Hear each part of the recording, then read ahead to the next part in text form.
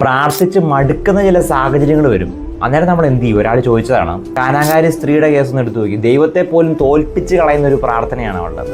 കാനാകാരി സ്ത്രീയുടെ വിശ്വാസം എന്നൊക്കെ പറയുന്നത് വേറെ ലെവലാണ്. കാരണം ഇത്രമാത്രം ഒരു വ്യക്തിനെ ഇങ്ങനെ താത്തി കെട്ടിയിട്ടും ഉത്തരം കൊടുക്കാതെ ദൈവം മിണ്ടാതിരുന്നിട്ട് പോലും ശിഷ്യന്മാർ പോലും പറയുകയാണത് ഒന്നും പരിഗണിക്കുക. കാരണം അതുപോലെ ഇവിടെ ശല്യം ചെയ്യുകയാണ്. ഒരു മാനുഷിക പരിഗണന പോലും ഈശോയോട് കൊടുക്കുന്നില്ല എന്നുള്ളതാണ്. ലൂക്കായുടെ സുവിശേഷം 11-ാം അധ്യായം 8-ാമത്തെ വാക്യത്തിൽ നമ്മൾ കാണുന്നുണ്ട്, നിർബന്ധം നിമിത്തം അവർക്ക് ആവശ്യമുണ്ട് കൊടുത്തു എന്നുള്ളത്. ഒരു കണക്കിന് നമ്മൾ പറഞ്ഞു കഴിഞ്ഞാൽ പുറകെ നടന്ന് ശല്യം ചെയ്ത് അനുഗ്രഹം മേടിച്ചുകൊണ്ട് പോയൊരു സ്ത്രീ നമുക്ക് ഒരുപാട് പ്രചോദനം നൽകുന്നതാണ്. കാരണം പ്രാർത്ഥിച്ചിട്ട് മടുത്തിട്ട് പോണ പല സാഹചര്യങ്ങൾ നമ്മുടെയൊക്കെ ജീവിതത്തിൽ ഉണ്ടാകാറുണ്ട്.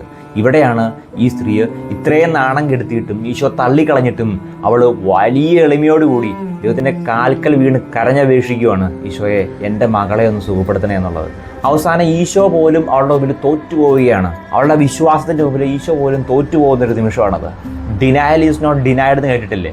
നമ്മുടെ ജീവിതത്തിൽ ഒരുപക്ഷെ ചില ഉത്തരങ്ങൾ കിട്ടാതെ വരുമ്പോൾ ദൈവം ഉപേക്ഷിച്ചു, എന്നെ തള്ളിക്കളഞ്ഞു എന്ന് ഒരിക്കലും പറയരുത്. പല ആളുകളും പറയാറുണ്ട്, എത്ര പ്രാർത്ഥിച്ചിട്ട് എനിക്ക് എന്നാ ഉത്തരം കിട്ടാത്തത്, എൻ്റെ ജീവിതത്തിൽ മാത്രം എന്താ ഇങ്ങനെ.